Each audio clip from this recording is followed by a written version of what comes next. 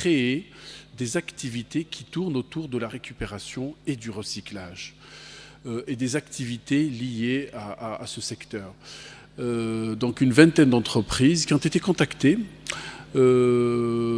essentiellement dans la récupération des déchets non métalliques. Donc l'ensemble des entreprises qui ont été contactées, c'était vraiment, ils sont dans la récupération Après, principalement, c'est des entreprises qui sont également si vous voulez, pourvues de broyeurs, si vous voulez, de processus comme ça, de simplification de ce déchet-là, et surtout de tri avant réduction, simplification sous forme de poudre ou autre, pour pouvoir également les vendre à des transformateurs. Donc c'est essentiellement des transformateurs, leurs clients c'est des transformateurs. Globalement c'est ça. Autre message que ces entreprises ont voulu bien me transmettre, même au téléphone, et certains sont venus et on a discuté longuement, c'était également la récupération, c'est-à-dire la collecte de ces déchets-là. Ils ont la difficulté de la collecte, mais aussi la difficulté d'interagir avec les acteurs territoriaux. Cette difficulté, elle est plus ou moins accentuée d'une région à l'autre du pays. Certaines entreprises naissantes m'ont fait la confidence. Leurs principaux clients, par exemple, sur la récupération, ça a été en dehors de la ville de Béjaïa, par exemple.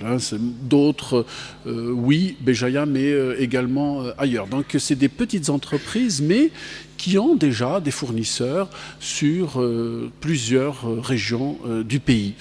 Donc, juste pour vous dire, un autre témoignage comme ça qui m'a beaucoup touché, c'est deux entreprises comme ça qui étaient au fait des fonctionnaires de l'État, mais qui ont décidé comme ça de se lancer dans la récupération en se disant, bon, le petit salaire que j'ai étant fonctionnaire de l'État, petit fonctionnaire de l'État, ne me permet pas réellement de rêver. Ça m'a beaucoup touché. Je voulais vous en faire part. Ça me permet pas de rêver, d'assurer beaucoup de choses à mes enfants, Donc je me suis... j'ai décidé d'entreprendre, de créer une entreprise.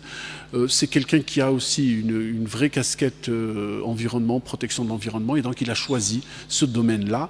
Et je vous assure qu'au bout d'une année d'exercice, il a pu déjà s'acheter un véhicule de marque. Je ne vais pas citer la marque, mais c'est des petits témoignages comme ça qui m'ont beaucoup touché, et je les partage avec vous.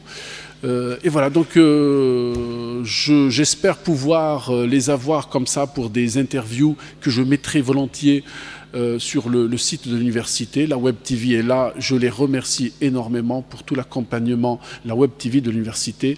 Je les remercie énormément pour tout le travail d'accompagnement, de diffusion, de promotion des contenus de ces travaux, des travaux de nos journées et des conférences qui se tiennent aujourd'hui et demain et hier. Donc un grand merci à la Web TV et un grand merci à tout le monde et à bientôt. Donc déjeuner, donc pour ceux et celles qui ne savent pas, donc à partir de midi, c'est la salle qui est en face derrière le bloc 7. Bon, on va donc il est offert par le salon, donc vous êtes cordialement invités au déjeuner. Voilà.